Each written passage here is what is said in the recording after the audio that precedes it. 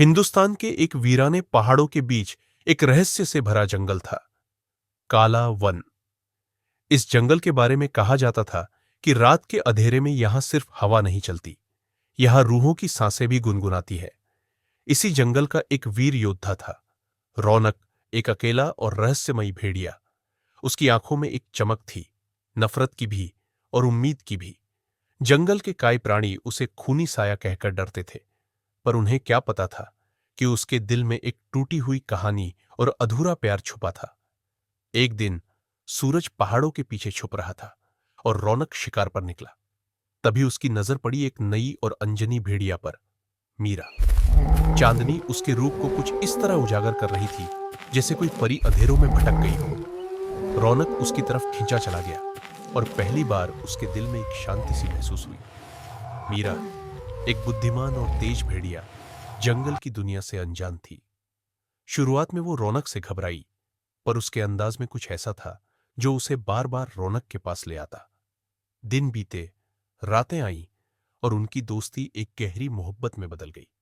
लेकिन जंगल में सब कुछ इतना आसान नहीं था। काला वन के बीचों बीच अब मानव शिकारियों का एक गुप्त टोला अपना जाल बिछा रहा था। उनका निशाना था दुर्लभ भेड़ियों की खून से बनाई जाने वाली दवाई, जो कहते हैं इंसान को अमर बना सकती है। एक रात जब जंगल में एक तीखी चीख गूंजी, रौनक ने महसूस किया कि मीरा खतरे में है। मीरा शिकारियों के चंगुल में फंस चुकी थी और वे बहुत जल्द उसे मारकर उसकी चमड़ी और अमूल्य अंगों का व्यापार करने वाले थे। शिकारियों के कैंप में राइफल और धनुष बाण के साथ कुछ 5 शिकारी मौजूद थे।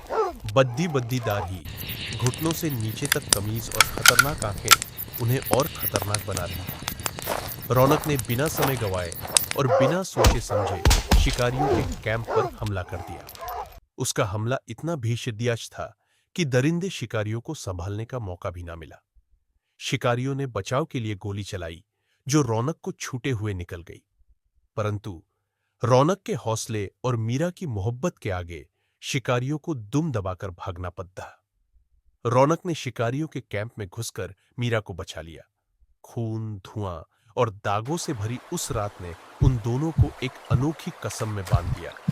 हम एक दूसरे के लिए जान भी दे सकते हैं। पर कहानी यहीं खत्म नहीं होती।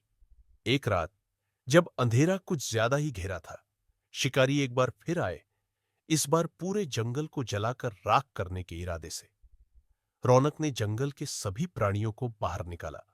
एक अंतिम युद्ध छिड़ गया, भेदिए बनाम इंसान। रौनक ने अपनी जान दांव पर लगा दी, मीरा ने अपना खौफ तोड़ दिया। इन दोनों को इनके साथियों भेदियों का भी साथ। सबने डटकर मुकाबला किया और एक बार फिर शिकारियों को अपनी जान बचाकर भागना पड़ा।